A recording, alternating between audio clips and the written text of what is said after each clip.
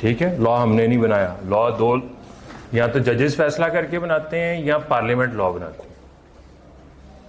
ठीक है, लॉज की इंप्लीमेंटेशन में क्या मसाइल आते हैं वो जो लोग उसको फेस करते हैं उनको पता चलता है।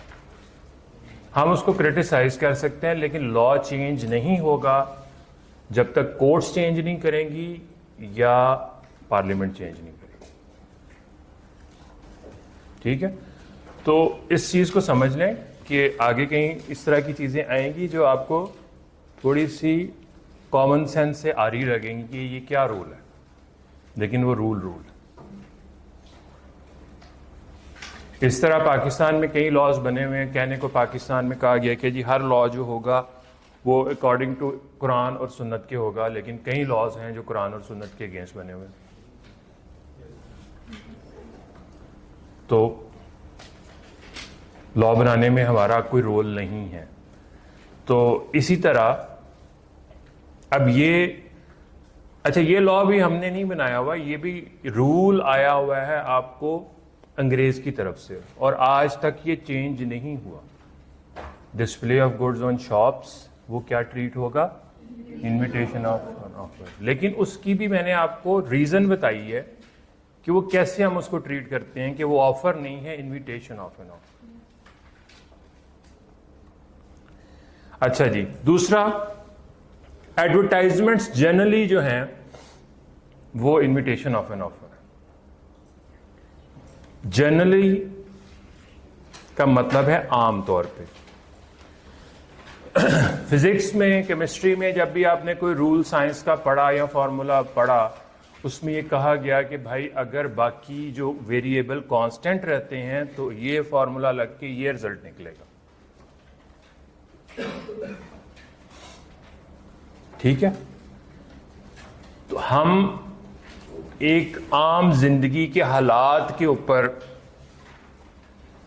कुछ रूल्स अप्लाई करने की कोशिश कर रहे हैं, सिचुएशंस के ऊपर रूल्स अप्लाई करने की कोशिश कर रहे हैं। कोई इतना सुपर ह्यूमन बीइंग नहीं है कि वो ऐसे फॉर्मूलाज या ऐसे लॉज दे दे जो हर सिचुएशन पे अप्लाई कर जाए।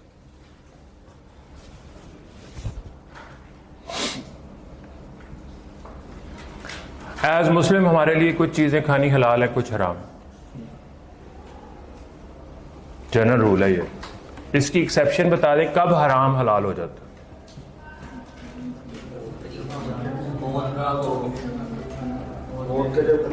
मौत का खतरा हो तो आप हराम चीज भी खा सकते हैं। एक्सेप्शन आगे, एक्सेप्शन है।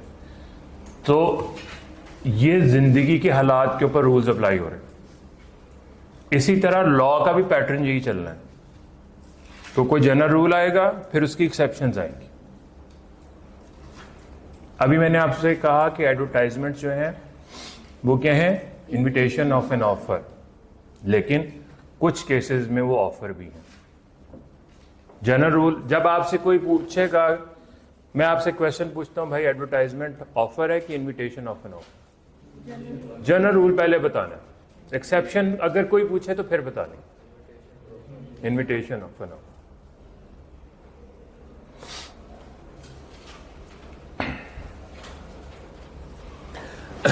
एक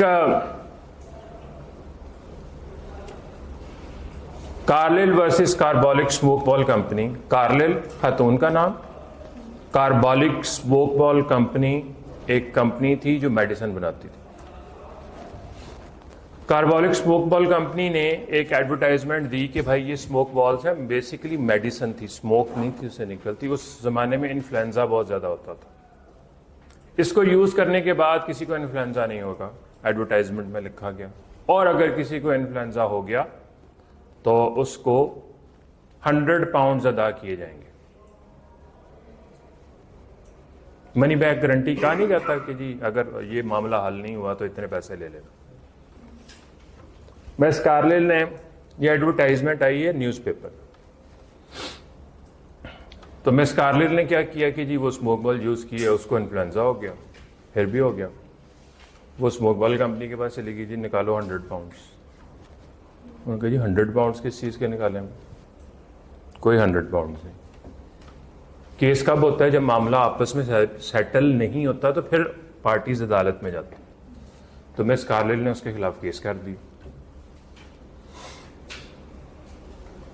2-3 आगे से उन्होंने जवाब दिए कार्बोलिक स्मोकवेल कंपनी में। इसमें मिस कार्लिल क्या है, प्लेंटिफ है कि डिफेंडेंट है? कल आप लोगों को बताया था प्लेंटिफ। और कार्बोलिक स्मोकवेल कंपनी क्या है? डिफेंडेंट। कार्बोलिक स्मोकवेल कंपनी ने कहा कि भाई साहब ये एडवर्टाइजमेंट थी, advertisement invitation of an offer होती है, ठीक है। तो अगर इसने वो स्मोकवेल यूज कर भी लिए थे तो वो तो कोई ऑफर एंड एक्सेप्टेंस वाला रूल बनता ही नहीं, हमारा इसके साथ कोई कॉन्ट्रैक्ट नहीं बना, पहला पॉइंट। और फिर उन्होंने कहा जी कि ये मुमकिन है कि पूरी दुनिया को आप ऑफर कर दें। कोर्ट ने उसका जवाब दिया कि भाई एडवर्टाइजमेंट की वर्डिंग तुम्हारे कंट्रोल में थी। जब आपने एडवर्टाइजमेंट पब्लिश करवाया न्यूज़पेपर में, 1897 का केस है, 1897 का केस कि तुम्हारे पास कंट्रोल था कौन से अल्फाज यूज करने। तुम लोग कह देते कि जी ये ऑफर सिर्फ लंदन के लोगों के लिए। जब तुमने कोई इलाका मुख्तस नहीं किया तो हम इसको ट्रीट करेंगे पूरी दुनिया के लिए। यहीं से मैंने आपको रूल बताया था, an offer can be made to a single person, to class of person और टू द होल वर्ल्ड। एक रूल इस फैसले से ये निकला। एडवर्टाइजमेंट में उन्होंने कहा कि भाई जिसको इन्फ्लुएंजा होगा उसको 100 पाउंड्स मिलेंगे। इसके लिए हमने एक अलग से बैंक अकाउंट खोल लिया है जिसमें 1000 पाउंड्स डिपॉजिट करवा दिए।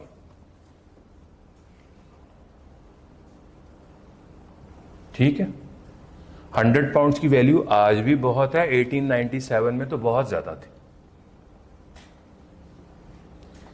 तो कोर्ट ने कहा कि भाई साहब आपकी सीरियसनेस शो हो रही है, लोगों को कह रहे हो कि हमने 1000 पाउंड्स डिपॉजिट करवा दिए हैं, जिसको होगा इन्फ्लुएंजा यानी कि उसको पक्का 100 पाउंड मिलेगा। Generally advertisements invitation of an offer हैं, लेकिन अगर आप अल्फाज ऐसे यूज करते हैं कि जिससे अगली पार्टी को ये पक्की बात हो जाए कि ये कंप्लीटली ऑफर है, तो हम उसको ऑफर भी ट्रीट कर सकते हैं। और एक और आपको एक्सेप्शन मैंने कल या परसों बताई थी कि जो रिवॉर्ड केसेस होते हैं जिसमें इनामात अनाउंस किए जाते हैं कि हमारे ये डॉक्यूमेंट्स गुम गए हैं, हमारा पेट एनिमल गुम गया, उसका ऐड दिया जाता है न्यूज़पेपर में और वो ऑफर होता है। एडवर्टाइजमेंट जनरली क्या है? इनविटेशन ऑफ एन ऑफर, और कुछ सिनेरियोज में वो क्या है? ऑफर भी है। प्राइस लिस्ट्स जो आप लोगों को बताई जाती हैं वो क्या है? Invitation of an offer. तीसरी कैटेगरी, तमाम चीजें जो है थ्रू एडवर्टाइजमेंट ही आनी है। ऑक्शंस क्या होती हैं? नीलामी। ऑक्शन का भी तो ऐड आता है कि जी ये 4 गाड़ियां फलां जगह पे खड़ी हैं, इनकी नीलामी होगी। इनविटेशन ऑफ एन ऑफर, हम लोगों ने ऐड पढ़ा, हमने उस नीलामी में हिस्सा लेना है, हम जाएंगे वहां पे बैठेंगे, वो गाड़ियां जब सामने आएंगी तो हम उसकी बिडिंग यानी कि बोली लगाएंगे। बिडिंग का मतलब है बोली लगाना। तो ये ऑफर होगी कि एक्सेप्टेंस होगी? ऑफर। और वो जो ऑक्शन कर रहा होगा उसको ऑक्शनियर कहते हैं। जिसकी बोली को, वो बिड को कबूल कर लेगा। एक ने कहा जी 10 लाख, दूसरे ने 20 लाख कहा, तीसरे ने 25 लाख कहा, जो उसको अच्छी प्राइस लगी उस पर उसने डन किया, ये है एक्सेप्टेंस। ऑक्शन का add, invitation of an offer. Bidding, बोली लगाने वाले क्या कर रहे हैं? ऑफर। जिसकी ऑफर एक्सेप्ट कर ली गई, यहां पे कॉन्ट्रैक्ट बना।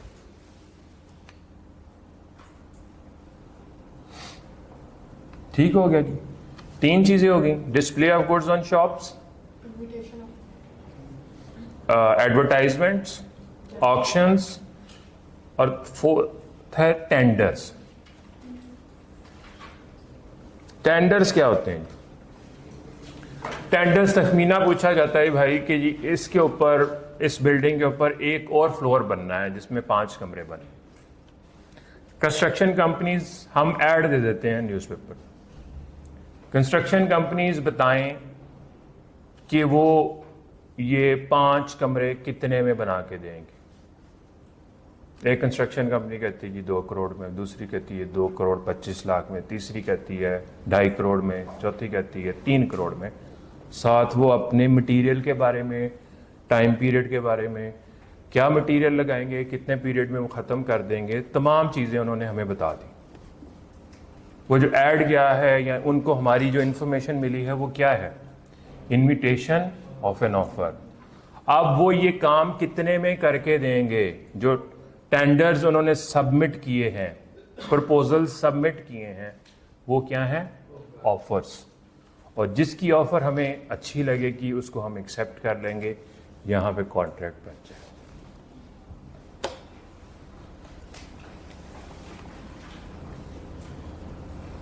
जी, कोई कंफ्यूजन इस चीज में?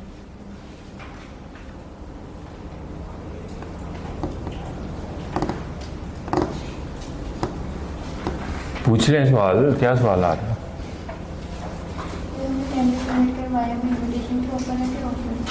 ऑफर है। देखिए, हम अभी आपने इसकी डेफिनेशन क्या पढ़ी है कि आप इंफॉर्मेशन सर्कुलेट करते हैं, आप अपनी विलिंगनेस शो करते हैं, रेडीनेस शो करते हैं टू डू ए ट्रांजैक्शन। हमने इंफॉर्मेशन फ्लोट की कि भाई ये ऊपर हम कमरे बनवाना चाहते हैं। जो लोग इंटरेस्टेड हैं हमने उनको अपनी स्पेसिफिकेशंस दे दी हैं, हमें क्या काम चाहिए, हमें बताएं कि वो कितने में कर देंगे। उनकी तरफ से ऑफर्स आ गई, जिसकी ऑफर हमें अच्छी लगेगी उसको हम एक्सेप्ट कर लें। मोटरवेज बनती हैं, डैम्स बन रहे हैं, अंडरपासेस बनते हैं, पुल बनते हैं, तो टेक्निकली कंस्ट्रक्शन कंपनीज जो हैं वो इसी तरह टेंडर्स वहां पे सबमिट करवाती हैं।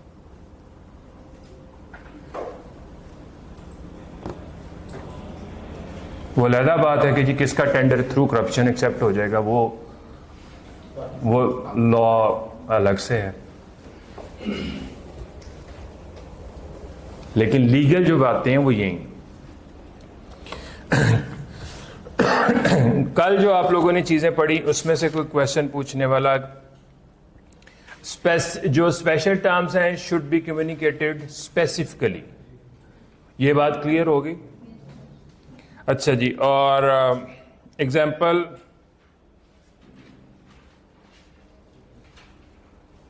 ट्वेल्व और 13 पढ़ लें जरा, पेज 25।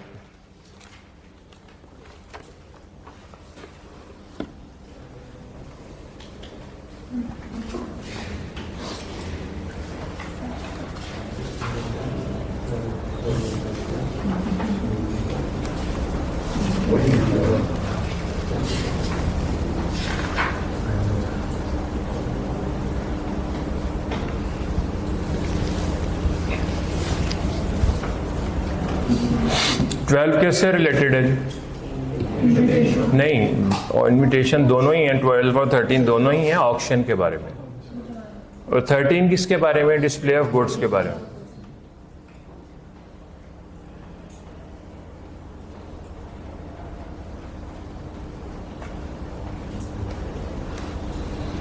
एग्जाम्पल 14 कल हमने पढ़ ली थी, शू शाइनर वाली। इसके ऊपर पैराग्राफ बड़ा सा लिखा हुआ है, लेकिन इसकी आखिरी लाइन को पढ़ लें और उसको ब्रैकेट कर लें। It means that an offer can be made by word spoken, written और through conduct of the person. ये लिखी हुई है लाइन, बस इसको ब्रैकेट कर लें, ये रूल याद कर लेना बस।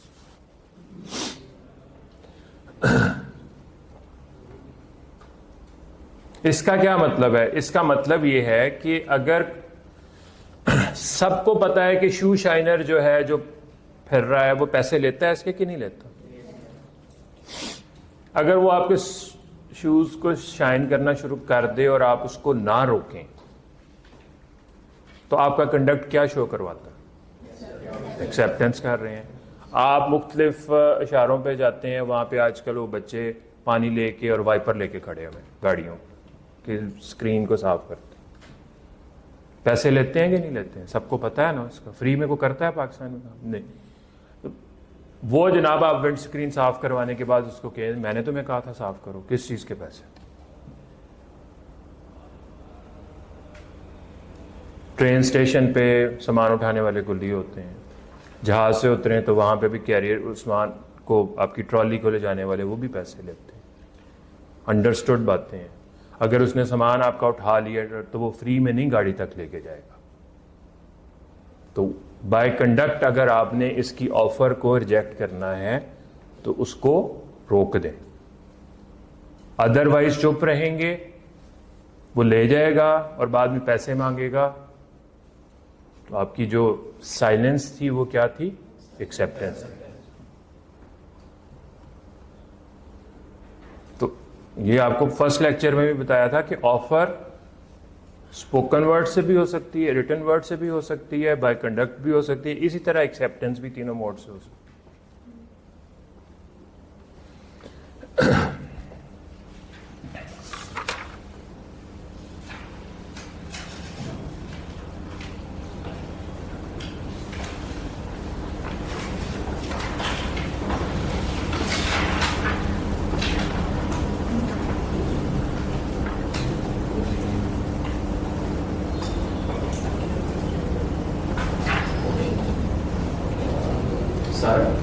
ऑप्शन जो होती है लीगल होती है? लीगल इलीगल भी होती है?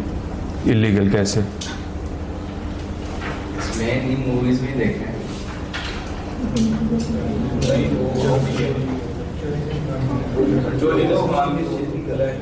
वो तो फिर आप इसको बेटिंग पूछ लें कि शर्तें लगाने लीगल हैं कि इलीगल है।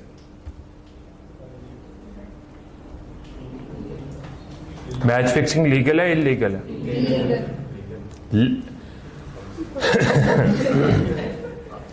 हाँ, पाकिस्तान में तो लीगल है। जो क्रिकेट का हाल है उसमें तो लीगल ही है। तो बाहर के मुल्कों में कैसीनोस खुले हुए हैं, वहां पे क्या होता है? यही होता है ना। तो वो लीगल है कहाँ? ऑक्शंस तो नहीं, ऑक्शन तो लीगल है ही है। अच्छा, चोरी के सामान की अगर ऑक्शन हो रही है तो वो इलीगल है। अगर हो रही है तो फिर वो हो रही है। पाकिस्तान में बड़े इलीगल काम हो रहे हैं। पाकिस्तान में लीगल से ज्यादा इलीगल काम हो रहे हैं, उसका तो आप परेशानी ना लें।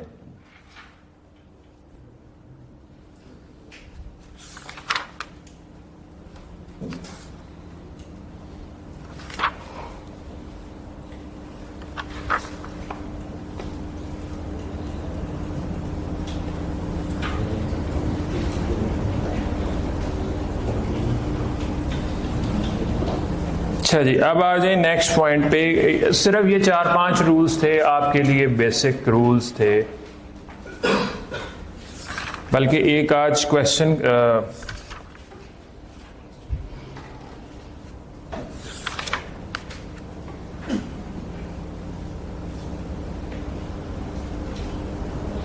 पेज 32 पे प्रैक्टिस क्वेश्चन 5 है।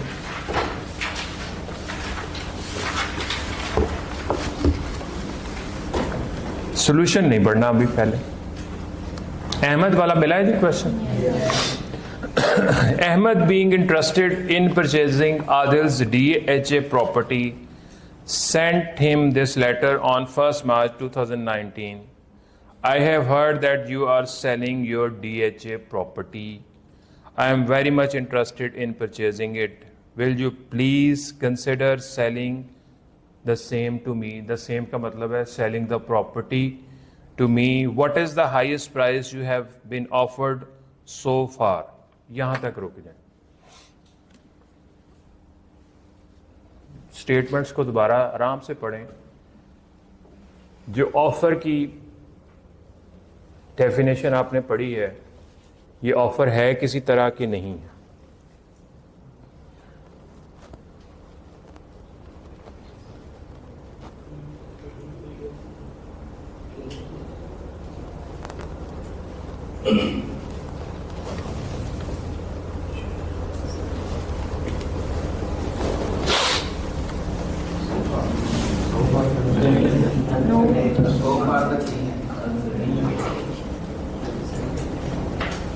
सिर्फ उसने अपना इंटरेस्ट शो करवाया कि वो प्रॉपर्टी खरीदना चाहता है और कोई बात नहीं की, और उससे पूछा कि तुम्हें हाईएस्ट प्राइस अभी तक क्या कोट हुई है किसी की तरफ से। चलिए, Adil replied the highest quote for the property till now is rupees 3.5 million 35 million sorry 3,50,00,000। जिसने उसको इंफॉर्मेशन दे दी, ऑफर है या एक्सेप्टेंस, कोई इनमें से कोई चीज बनती है? ठीक हो गया जी। Ahmed replied I agree to buy your DHA property for rupees 36 million.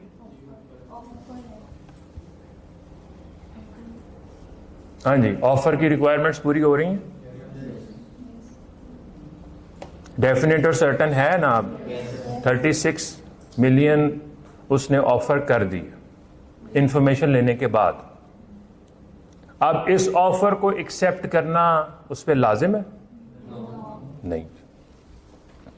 Subsequently Adil received an offer from Hamid coating rupees 38 million. किसी एक और बंदे ने भी, हामिद ने 38 मिलियन की ऑफर कर दी।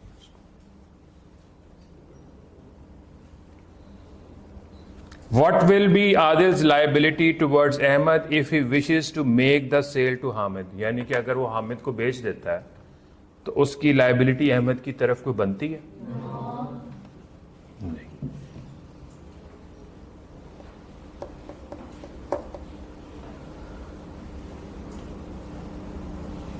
बात क्लियर होगी? इसी तरह की क्वेश्चन आने हैं, ये एग्जाम पास पेपर का क्वेश्चन।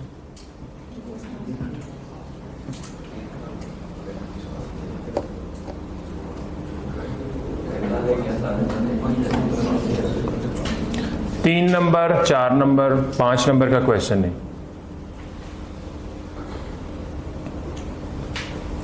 15 नंबर का एक क्वेश्चन होगा जिसके 3 पार्ट होंगे, 4 पार्ट होंगे, 3 नंबर के, 2 नंबर के, छोटे छोटे क्वेश्चन। ये रटा आपका टेस्ट कर रहा है कि कॉन्सेप्ट टेस्ट कर रहा है? कॉन्सेप्ट।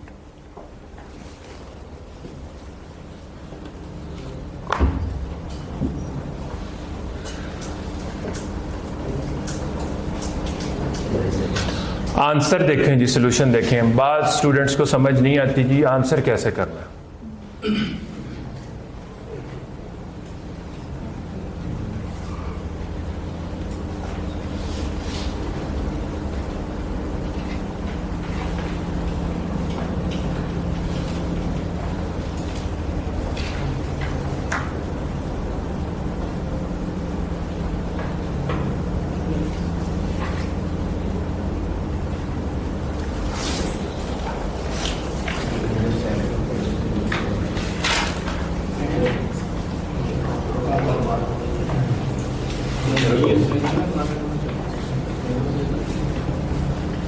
हाँ जी, सॉल्यूशन में कोई पढ़ने में कोई मसला आया?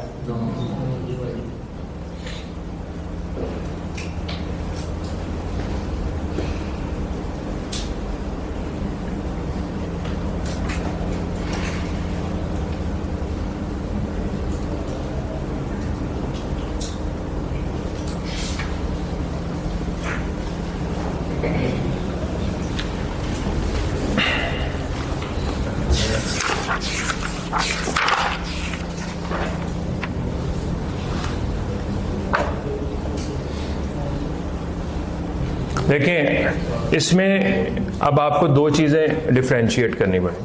हम कह रहे हैं कि आदिल की कोई लाइबिलिटी टुवर्ड्स अहमद नहीं है, ये हमारा फैसला है, यही फैसला है ना? इस फैसले की रीज़न क्या है? एक्सेप्टेंस नहीं हुई, ऑफर को एक्सेप्ट करना उस पर लाजिम नहीं था भाई। यहाँ हमने ऑफर को आइडेंटिफाई बीच में से कर लिया है कि भाई वो 36 मिलियन वाली जो बात उसने की थी वो डेफिनेट और सर्टन थी, पर उस पर लाजिम तो नहीं था कि वो इसको एक्सेप्ट करता। डिसीजन की लीगल रीजन लिखनी है, जो आप लोगों ने मुख्तलिफ रूल्स पढ़ने हैं ना, वो वाला फार्मूला उठा के लगाना। डिसीजन पहले लिख दो, बाद में लिख दो, कोई फर्क नहीं पड़ता। डिसीजन क्या है हमारा कि आदिल की कोई लायबिलिटी नहीं है टुवर्ड्स अहमद। इसकी रीजन लीगल बतानी है।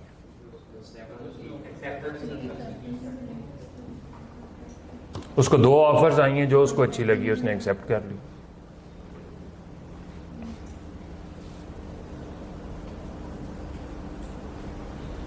वो वाला कल वाला केस याद करें कि भाई if first horse proves for me to be lucky, I will buy the second one. अगर इनके दरमियान में झगड़ा हो जाता है तो आप ये कहेंगे कि जी इनके दरमियान में कोई कॉन्ट्रैक्ट नहीं बना between A and B because offer was not definite and certain. बस डिसीजन ये है कि इनके दरमियान में कॉन्ट्रैक्ट नहीं बना। लीगल रीजन क्या है उसकी? क्योंकि अभी वो जो हॉर्स वाली एग्जांपल है, क्योंकि वो जो ऑफर थी वो वेग थी, डेफिनेट और सर्टेन नहीं थी।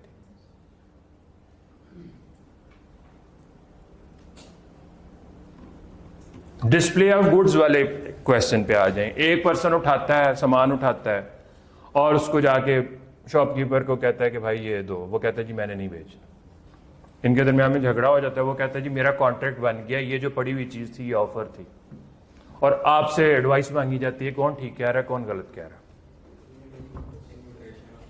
क्योंकि आपको लॉ ये बताता है कि display of goods on shops जो है वो क्या है? इन्विटेशन ऑफ एन ऑफर है। तो आपका फैसला किसके हक में जाएगा? शॉपकीपर के हक।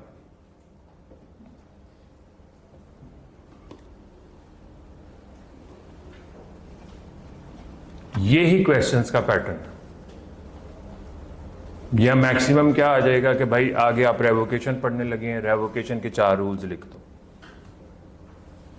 जो रटा लगा होगा। बस 70-30 की रेशियो होगी। 70% कंसेप्चुअल है। मैंने आप लोगों को फर्स्ट लेक्चर में बताया था, फर्स्ट चैप्टर रट्टा बेस्ड, लास्ट 3 चैप्टर्स रट्टा बेस्ड, और उसमें से क्वेश्चंस आप कह लें 20 नंबर के आने हैं इन 4 चैप्टर्स में। अपनी अपनी वीकनेस और अपने अपने स्ट्रांग पॉइंट्स को देखते हुए, किसी कोई कंसेप्चुअली स्ट्रांग होता है, कोई रट्टे में स्ट्रांग होता है।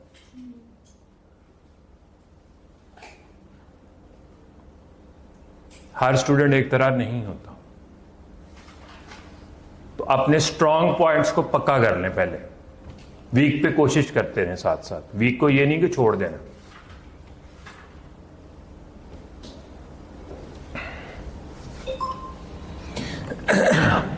अब पेज 26 पे आए।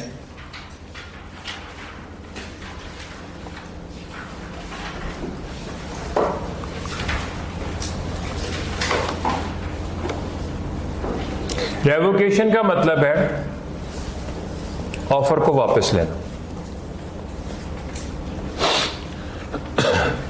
जनरल रूल लिख लें, बुक पे लिख लें, कहीं पे लिख लें। N offer can be revoked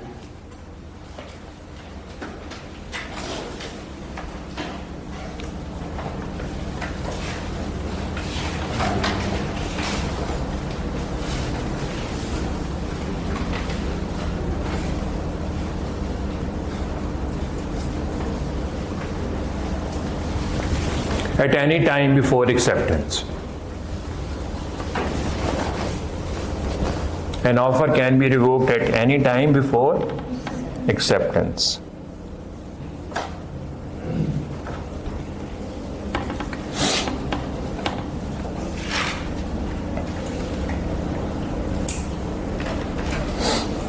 display of goods में वो वहाँ लिख दे कि वी आर ऑफरिंग दीज, तो ऑफर होगी। डिपेंड करेगा वर्डिंग के ऊपर। वही वाली बात है कि डिपेंड करेगा वर्डिंग। वही वाला कोर्ट्स के जो फैसले हैं कि वो सीरियसनेस देखते हैं कि आपकी वर्डिंग क्या है।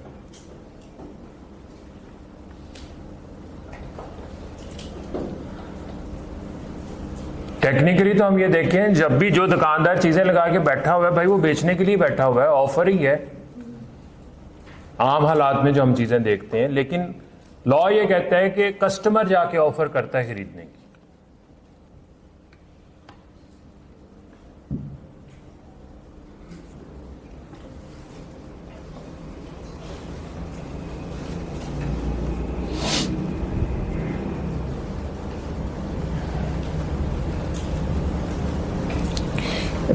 Proposal may be revoked in the following ways: by the communication of notice of revocation by the proposer to the other party. To the other party कौन है? ऑफरी है।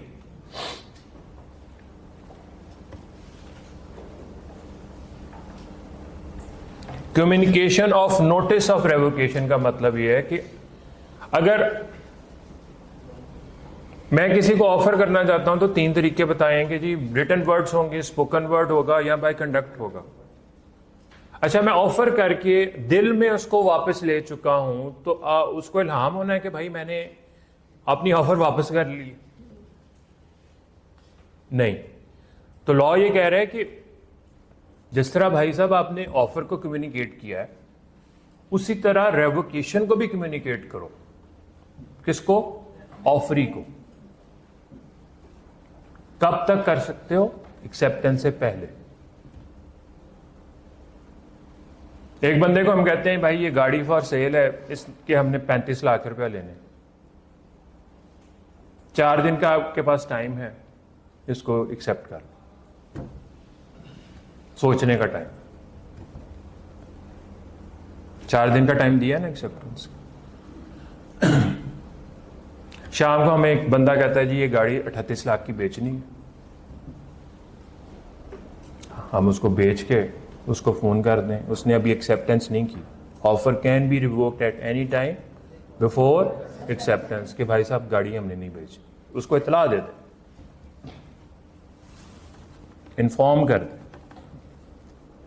जिस तरह कम्युनिकेशन ऑफ ऑफर जरूरी है, communication of acceptance जरूरी है, communication of revocation भी उतनी जरूरी है।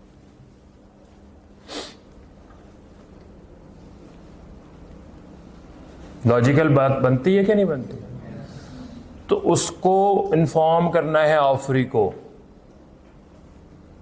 कि जो मेरी ऑफर है वो मैंने वापस ले ली। वो हमें ये नहीं रोक सकता कि भाई तुमने ऑफर की थी, तुमने मुझे 4 दिन का टाइम दिया था।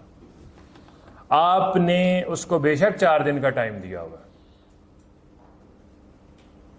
आप उसको रिवोक कर सकते हैं। हाँ, एक सिनेरियो में रिवोक नहीं कर सकते, आपके यहां पे नहीं लिखा हुआ, लेकिन बता देता हूं।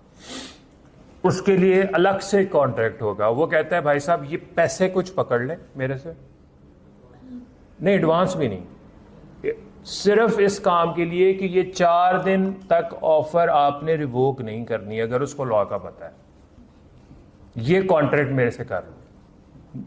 अगर तुम ऑफर कर रहे हो ना, 4 दिन का टाइम दे रहे हो, तो ये कंसिडरेशन ले लो। कंसिडरेशन का क्या मतलब है? पैसे ले लो, और इस ऑफर को तुम 4 दिन तक रिवोक नहीं करोगे। उस सिनेरियो में वो नहीं कर सकता। Otherwise an offer can be revoked at any time before acceptance.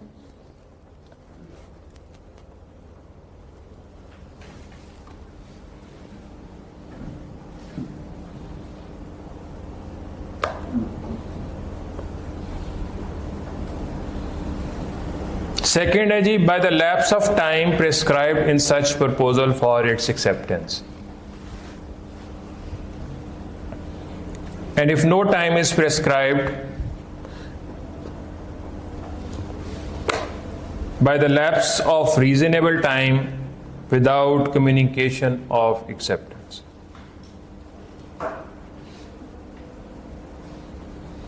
Without communication of acceptance का क्या मतलब? लैब्स का मतलब है 4 दिन का टाइम दिया गया। 2 तरह की ऑफर है, किसी में टाइम पीरियड दिया जाता है एक्सेप्टेंस का, किसी में ओपन ऑफर दे दी जाती है और टाइम पीरियड नहीं बताया जाता। उसके लिए अलग अलग रूल्स हैं। 4 दिन की आपको बताया, एग्जांपल दिए, 4 दिन तक उसका मुझे आंसर हमें नहीं आता, 4 दिन के बाद आता है। हमारी ऑफर 4 दिन बाद लैप्स करके रिवोक होगी।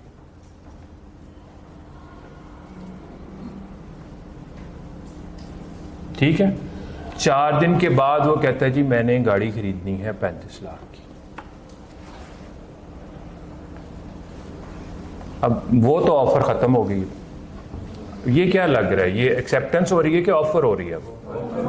ऑफर हो रही है। अब हमारी मर्जी है हम 35 लाख की बेचें या ना बेचें। वो ऑफर खत्म हो गई। हम कहते हैं नहीं भाई साहब 37 लाख की बेचें, नहीं ऑफर करती, काउंटर ऑफर होगी, फिर 2 दिन है सोच लो।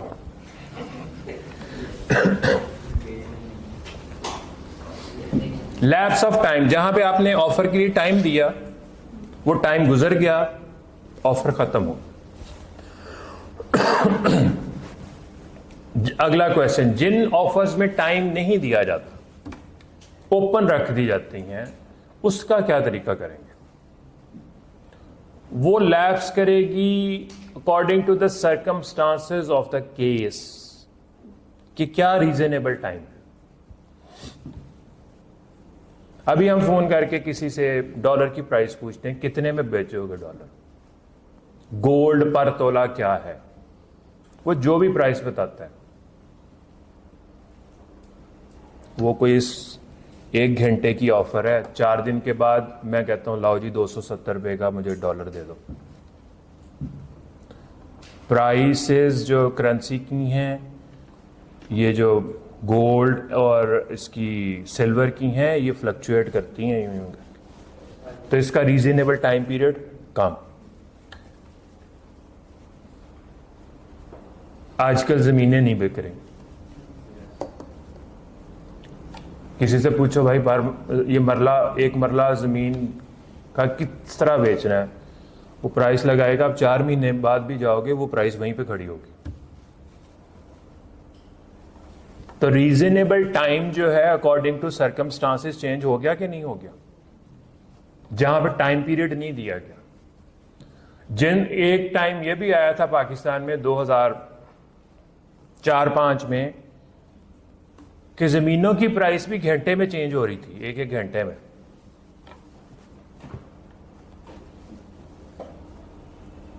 तो उस वक्त वो रूल अप्लाई हुए। वेजिटेबल्स, फ्रूट्स, एक दिन।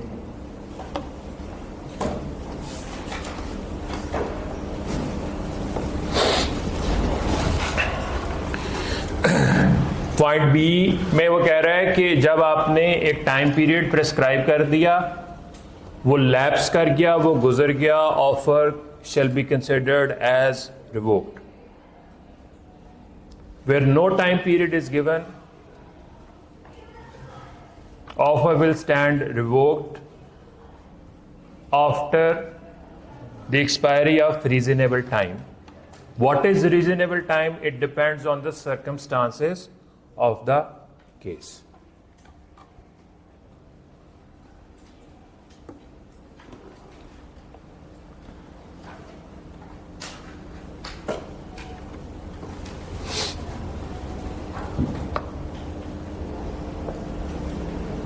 एग्जाम्पल 20 पढ़ें जी।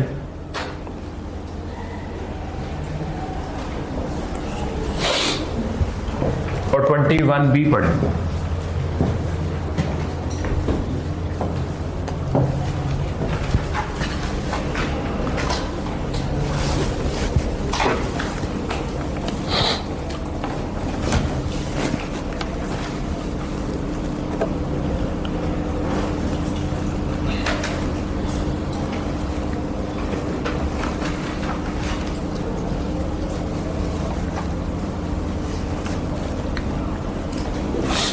ट्वेंटी 21 को मैं समझाता हूं कि जी उसमें क्या बात हो रही है।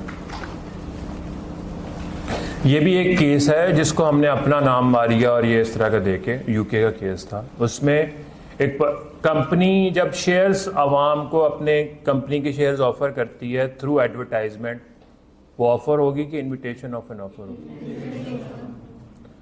तो एक पर्सन ने उस कंपनी में शेयर्स खरीदने के लिए मई में अप्लाई किया, मीन्स ऑफर की।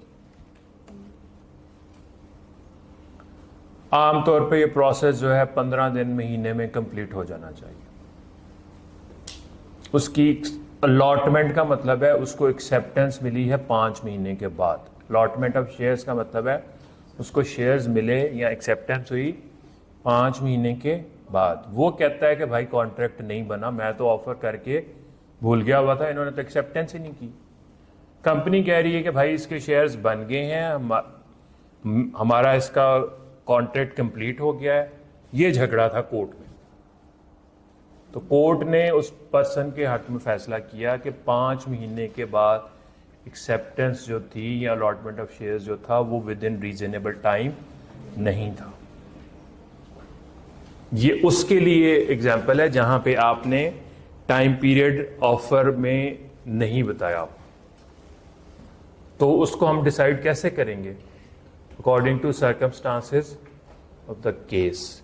मैंने तो आपको आम जिंदगी की एग्जांपल्स दे के बता दी है कि उसके मुताबिक ये डिसाइड होता है। कंपनीज के बारे में आपको कैसे पता हो सकता है कि भाई ये ऑफर कितनी देर में एक्सेप्ट होनी चाहिए, लेकिन उसका मैंने आपको प्रोसेस बता दिया है कि 15 दिन से 1 महीने के अंदर ये प्रोसेस कंप्लीट हो जाता है, जिसको उन्होंने कंपनी के शेयर्स देने होते हैं।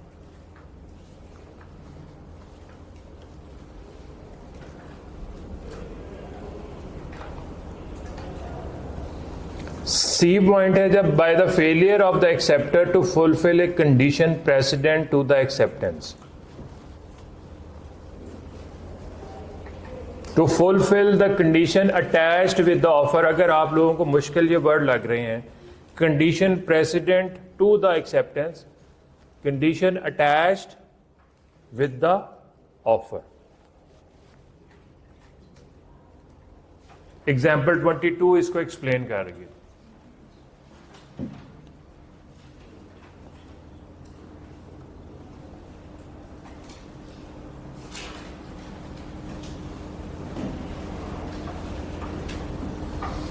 क्या कंडीशन अटैच है जी ऑफर के साथ?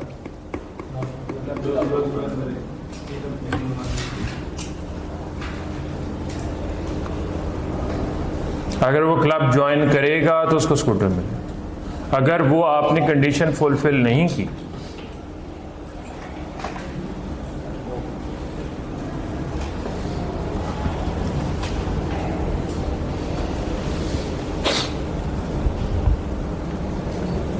लास्ट पॉइंट है जी बाय द डेथ और insanity of the proposer.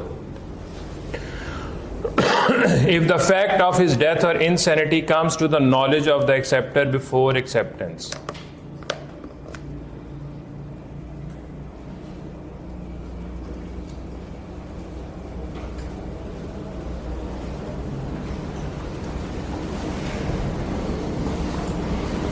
Offer की ऑफरर ने,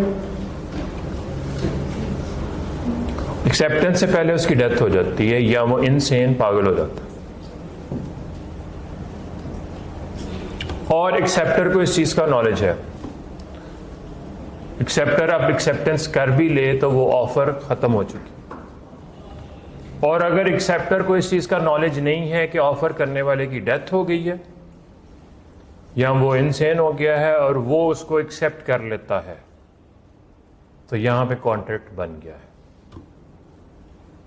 एग्जाम्पल 23 और 24 पढ़े। अगले जो सवाल दिमाग में आ रहे हैं उनका भी मैं आंसर करता हूं कि क्या ये बात हुई है।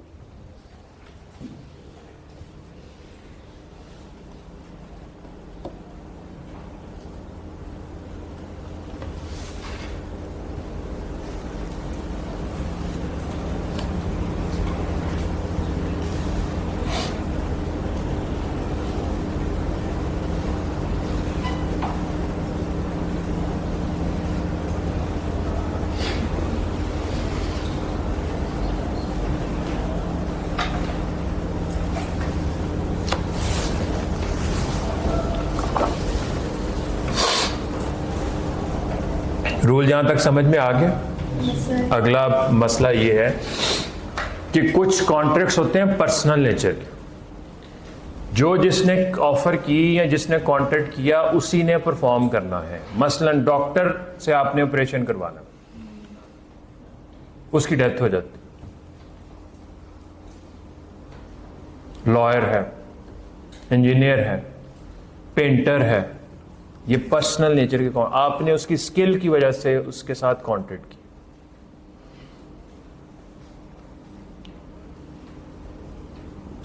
ये तो एक्सेप्टेंस से पहले की बात की जा रही है ना कि ऑफर खत्म हो जाएगी।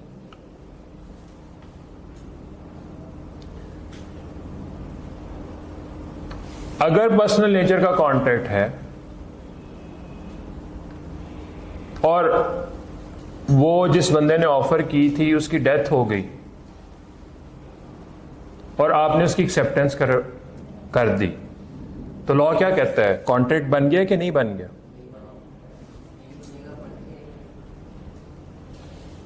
दोबारा सुन लें, ऑफर की गई है, आपने एक्सेप्टेंस कर ली, आपको उसकी डेथ का नॉलेज नहीं है,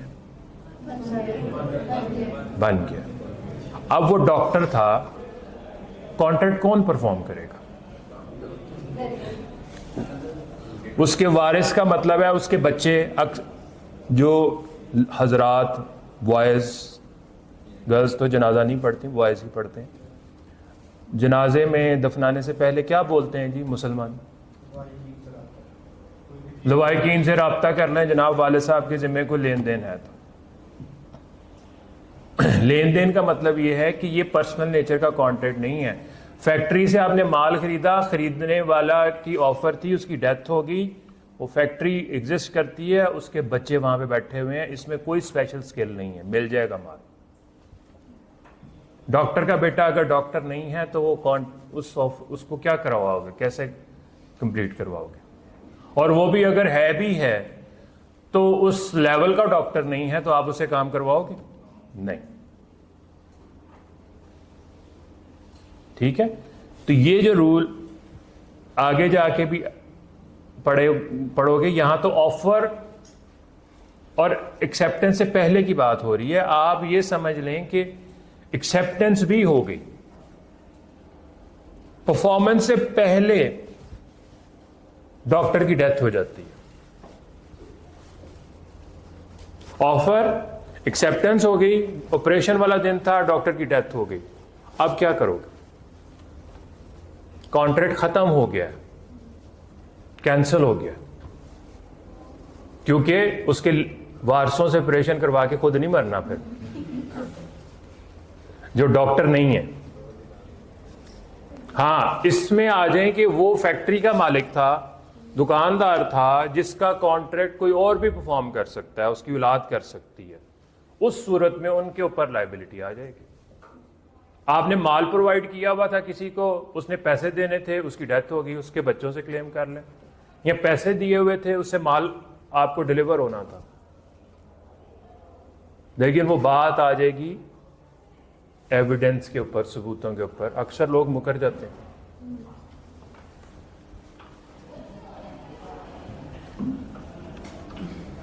यहां तक 4 रूल्स को बस समझ लें। रेवोकेशन की है तो उसको कम्युनिकेट करो। ऑफर लैप्स कर देती है, जहां पे टाइम स्पेसिफाइड दिया है वो गुजर गया, नहीं दिया तो within reasonable time lapse करेगी, depending on the circumstances of the case. अगर एक्सेप्टर ने ऑफर के साथ अटैच कंडीशन को फुलफिल नहीं किया तो ऑफर रिवोक हो गई, या डेथ या इंसैनिटी होगी ऑफरर की, और इसका पता है एक्सेप्टर को, उस सूरत में भी वो ऑफर रिवोक।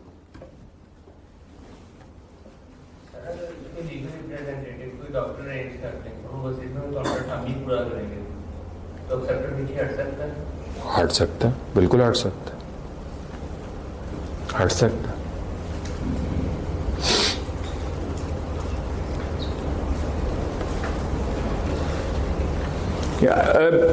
इंस्टीट्यूशंस मुख्तलिफ जो हैं, बड़े बड़े सिंगर्स को बुला के कंसर्ट करवाते हैं, उसको हमने एडवांस दे दिया, परफॉर्मेंस से पहले उसकी डेथ हो जाती है,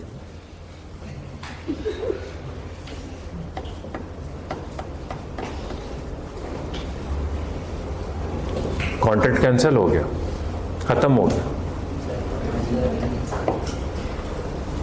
डेथ को तो हम मजाक समझ रहे हैं, सबसे बड़ी हकीकत यही है, होना ये पक्की बात है, बाकी को काम होए ना होए, डेथ होनी है, वो कब होनी है, वो हो जानी है किसी हर बंदे की।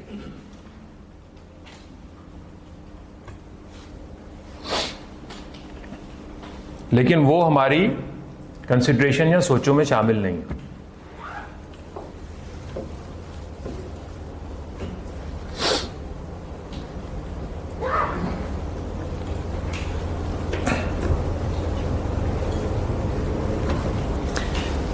मेरा ख्याल जो आपसे ये डीएचए वाला क्वेश्चन करवाया है, एक तो आप लोगों के दरमियान में कन्फ्यूजन कि जी क्वेश्चन कैसा आना है, एक वो क्लैरिटी हो गई। ऐसे टाइप का जो भी क्वेश्चन आएगा वो इसी तरह के जी 4 रूल्स रेवोकेशन के लिख दो, इनमें से तो आना ही नहीं है।